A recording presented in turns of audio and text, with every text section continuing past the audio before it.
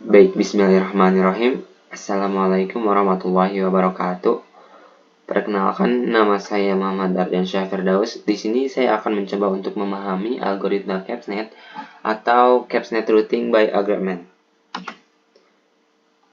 Sebelum kita memahami lebih dalam, kita akan mencoba untuk memahami jaringan kapsul dulu dan juga manfaatnya. Yang mana jaringan kapsul atau capsule networks ini hadir sebagai inovasi untuk meningkatkan representasi hierarki spasial dalam pengenalan pola, dan juga memiliki beberapa manfaat seperti ketahanan terhadap variasi, representasi hierarki yang akurat, dan juga pengenalan objek yang kompleks. Lalu kita akan mencoba untuk membandingkan capsule networks ini dan juga jaringan syaraf tradisional.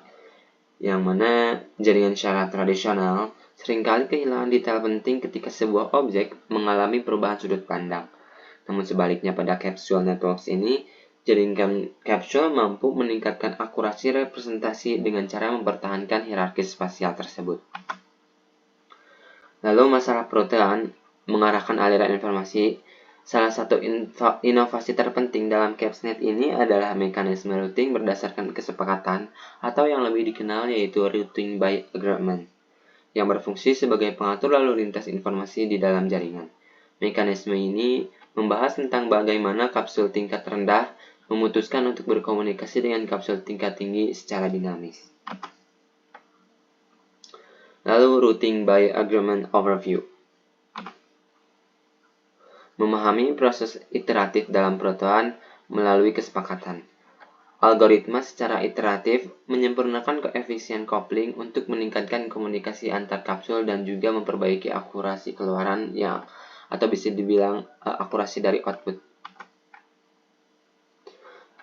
Lalu terdapat 3 key konsep di dalam routing. Yang pertama, koefisien coupling untuk menentukan kekuatan hubungan antara kapsul. Lalu yang selanjutnya yaitu vektor prediksi yang berfungsi untuk mengenkripsi pose keluaran yang diharapkan dari kapsul bawah.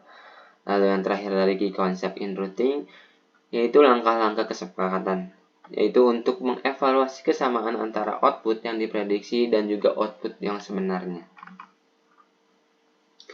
Lalu memperkuat koneksi kekuatan kesepakatan. Pengarahan berdasarkan kesepakatan memungkinkan kapsul untuk meningkatkan koneksinya melalui komunikasi kolaboratif dan juga mengoptimalkan aliran informasi di dalam jaringan. Lalu kita akan mencoba untuk memahami step by step proses dari routing. Yang pertama yaitu inisialisasi koefisien coupling yang ada di CapsNet. Pada langkah ini, semua koefisien coupling diinisialisasi secara merata dan juga menciptakan distribusi seragam untuk perotohan yang efektif. Lalu selanjutnya, kita akan menghitung jumlah tertimbang dan menerapkan fungsi pemampatan, yang mana pada langkah ini melibatkan perhitungan jumlah berbobot dari vektor prediksi dan penerapan fungsi squashing untuk menghasilkan vektor keluaran. Lalu selanjutnya, kita akan mengukur kesepakatan dan juga memperbarui koefisien.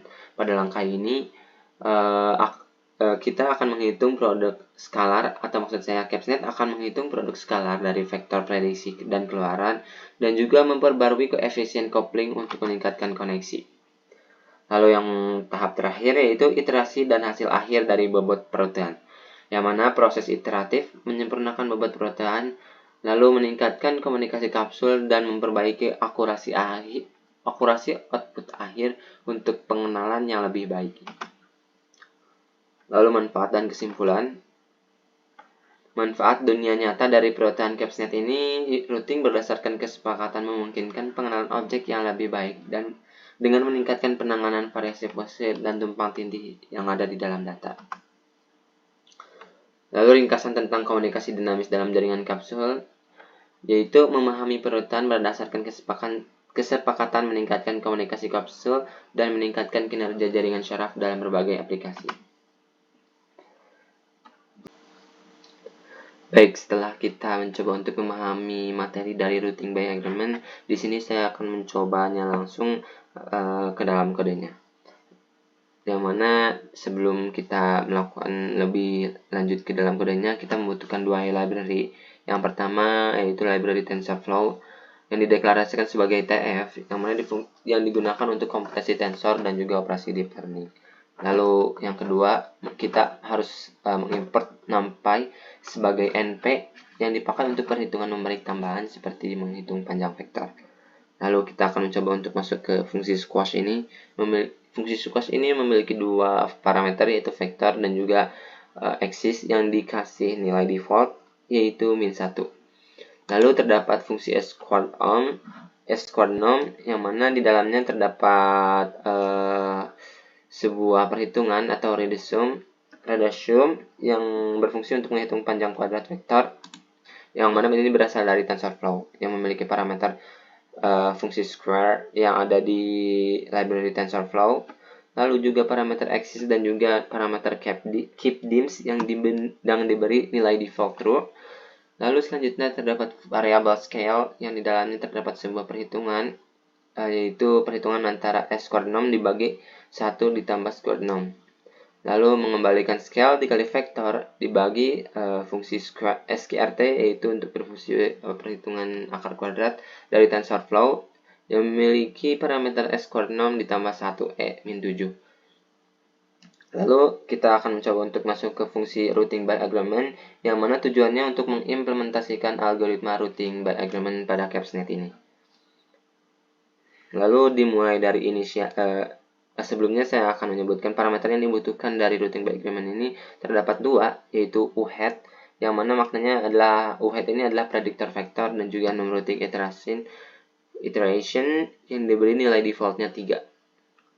Lalu kita akan masuk ke inisialisasi BIJ dengan 0, yang mana BIJ ini menyimpan tingkat kepercayaan awal dan diinisialisasi 0 karena belum ada kesepakatan.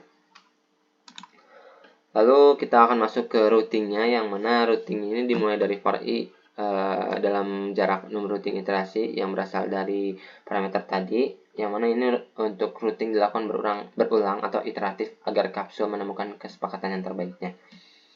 Lalu dimulai dari baris ini yang saya hover, yang mana ini adalah softmax yang memastikan untuk total kontribusi satu kapsul input, yaitu yang diberi nilai 1. Lalu CIJ ini menentukan seberapa kuat kapsul bawah terhubung ke kapsul atas. Maksudnya menentukan seberapa kuat kapsul bawah terhubung ke kapsul atas. Lalu untuk weight sum, yang mana pada baris yang saya tandai ini, yaitu untuk mengalihkan prediksi vektor dengan bobot CIJ yang sebelumnya sudah dideklarasikan dan juga menjumlahkan semua kontribusi kapsul bawah. Lalu kita masuk ke squash output capsule, yang mana ini yang saya tandai, yang mana ini untuk mengubah variabel sj ini menjadi output capsule dan juga menjamin panjang vektor antara 0 sampai 1. Lalu kita akan masuki ke fungsi agreement TF reducim ini, yang mana sebelumnya jika i lebih kecil nilainya dari non-routing iterasi dikurangi 1, mana masuk ke proses yang saya tanda ini, yang mana dot product atau untuk mengukur kesamaan arah vektor. Lalu jika arahnya sama, maka nilai BIJ yang ini akan meningkat. Namun jika tidak cocok, maka akan nilainya kecil. Lalu di sini terdapat sebuah hasil kembalian ke fungsinya, yaitu untuk menghapus dimensi yang tidak perlu, output akhirnya. Lalu masuk ke fungsi mainnya, yang mana di sini proses kode utamanya akan dijalankan. Di sini terdapat beberapa variabel yang akan dideklarasikan atau nilainya akan dipakai untuk proses dari kodenya. Lalu di sini terdapat print skenario, ini hanya sebagai penjelasan deskripsi, yaitu ini ada dummy input yang mana untuk mensimulasikan prediksi kapsul bawah, dan juga ini tidak berasal dari CNN, ini hanya untuk demo algoritmanya gitu. Lalu menjalankan routingnya, yaitu kapsul ini routing ini dilakukan 3 iterasi untuk mencapai kesepakatan optimal, yang mana ini terdapat 3 untuk nilai defaultnya atau nilai yang dimasukkannya. Lalu pada sampel vektor ini, di sini kita akan melihat output, yang mana satu vektor kapsul output dan berisi pose ditambah probabilitas objeknya gitu. Lalu kita akan masuk ke bagian variabel vektor length, yang mana ini untuk menghitung panjang vektor atau bisa dibilang probabilitas keberadaan objek.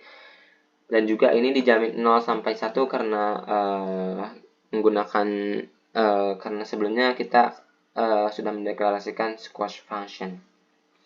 Dan akan dijalankan pada proses ini dan akan muncul hasil seperti yang ada di bawah ini. Simulasi routing by agreement.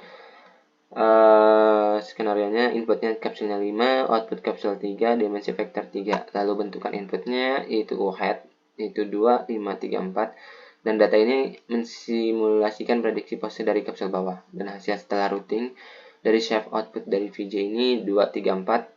Dan juga nilai vektor output sampel ke 1, kapsul output ke 1, yaitu bernilai min 0,004 sekian, dan juga terdapat 3 nilai lainnya. Dan juga panjang vektor atau probabilitas yang dihasilkan yaitu 0,7720, yang mana nilai ini pasti ada di antara 0 dan 1 berkat fungsi squashing yang di sini. Sekian presentasi dari saya tentang routing by agreement. Mohon maaf apabila banyak kesalahan kata.